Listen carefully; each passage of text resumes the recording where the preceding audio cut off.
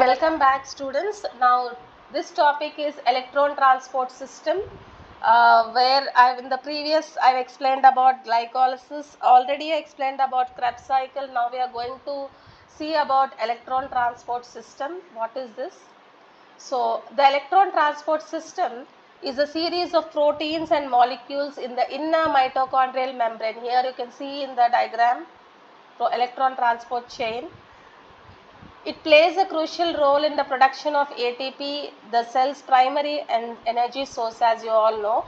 This process involves the transfer of electrons from NADH and FADH2 to oxygen. Now, what are the components of electron transport system? So, the main components includes complexes 1, 2, 3, 4 and ATP synthase. So, complexes 1, 3 and 4, here you can see in the diagram, are involved in pumping protons across the inner mitochondrial membrane. ATP synthase uses the energy from the proton gradient to produce here ATP. Next, complex 1, also known as NADH dehydrogenase, in this here in the diagram you can see, accepts electrons from NADH. It accepts electrons from the NADH. It pumps protons across the inner mitochondrial membrane here. Then electrons are then transferred to coenzyme Q. Next, we are going to see complex 2 or succinate dehydrogenase. Here, so here it accepts electrons from FADH2. It also transfers the electrons to coenzyme. So unlike complex 1 and 2 does not pump protons here. Next, coenzyme Q. Coenzyme Q, also known as ubiquinone, acts as a mobile electron carrier. It transfers electrons from complexes 1 and 2 to complex 3. So coenzyme Q is essential for the electron transport chain to function. Actually, this enzyme is very important for the electron transport chain function. Let us see complex 3 or cytochrome BC1 complex accepts the electrons from the coenzyme, what I said in the previous slide. It pumps protons across the inner mitochondrial membrane. Here in the diagram you can see the electrons are then transferred to cytochrome C.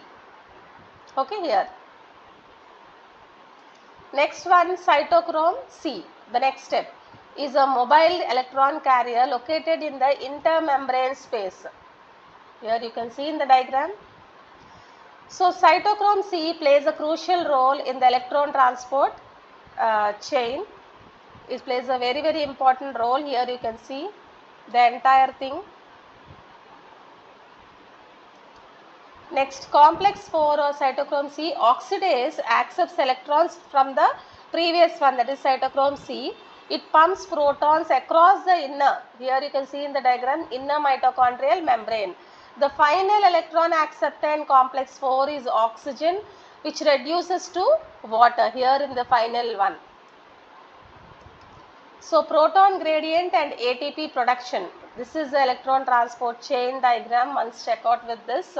Here, what is this? The electron transport chain creates a proton gradient across the inner mitochondrial membrane. Here you can see this gradient drives ATP synthase to produce ATP from ADP and inorganic phosphate. So ATP production is the final outcome of the energy transport system. So regulation of electron transport system or ETS system. So the ETS system is tightly regulated to maintain optimal ATP production.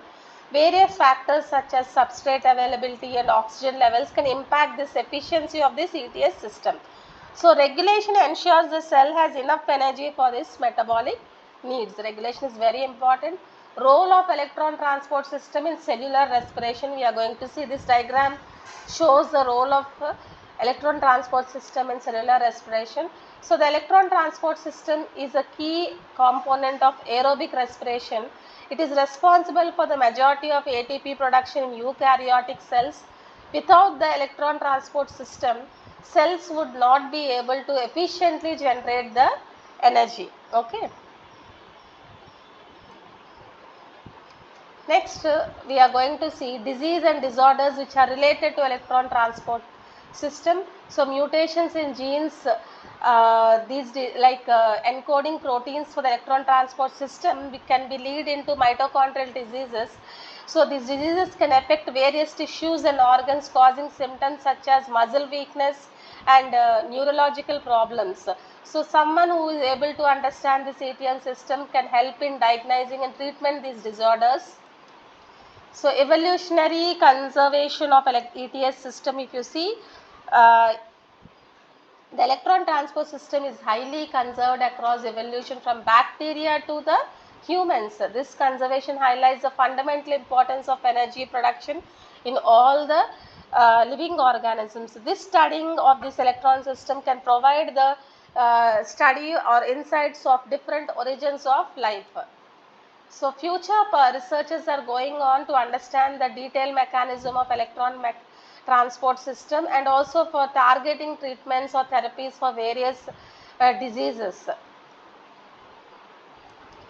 Next, finally, we can say that the electron transport system is a vital process that drives ATP production in cells. So, it involves a series of protein complexes and molecules working together to transfer electrons and generate a proton gradient. Proton gradient maintenance is very, very important. So, understanding the electron transport system is essential for unraveling the mysteries of cellular energy production. So, this is about the ETS system. Please go through this explanation and make a note of it.